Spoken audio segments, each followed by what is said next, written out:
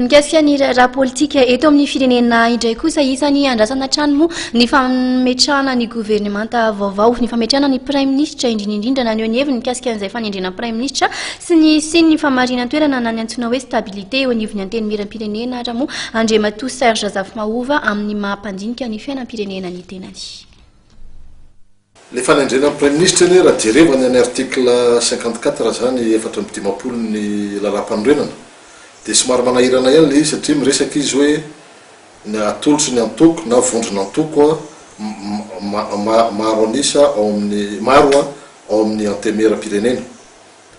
Zany hoe tsika miresaka zao zany marina fa ny mapara zany zao manana député ao amin'ny 749 fa raha mitambatra zao ny mouvance Ravalomanana manana 20 izy, ny MMM manana 40 izy, ny Argesika sy ny leader manana 5 avy, de raha miampy izy amin'ny FFF Lacroix, de miampy izy amin'ny Vera Lacroix, zany hoe fa manana majorité ndray zany zareo amin'izay fotoana zay.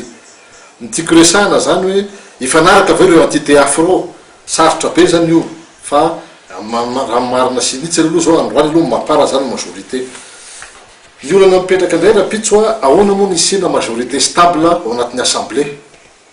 Ny constitution ny article 72 manambara mazava zany fa hoe ny zao tsara le zavatra soratany ny solombavam-bahoaka ozy voafidy ka tsy avy amin'ny antoko iray afaka miditra ao amin'ny vondrona parlementaire araky ny safidiny eo anivony antemera. Zao nefa le izy le groupe parlementaire io ny tena mariny rehefa ivory zany ny assemblée nationale de misy adoption aloha ny loi organique portant organisation et fonctionnement de l'assemblée nationale. Zay zany tsy maintsy adopté io assemblée nationale io. Tsika miresaka androany zany magaga ihany efa misy miresaka hoe groupe parlementaire an'izao na zao. Le suni rehetrarehetra natao rehetra gauche droite io ane zany tsisy dikany satria enao zany manao suni amina zavatra mbola tsy misy satria fitsipy-dalao zany mikasika ny groupe parlementaire mbola ao anatin'le loi organique zany ny voany ary efa avy eo mbola misy règlement intérieur.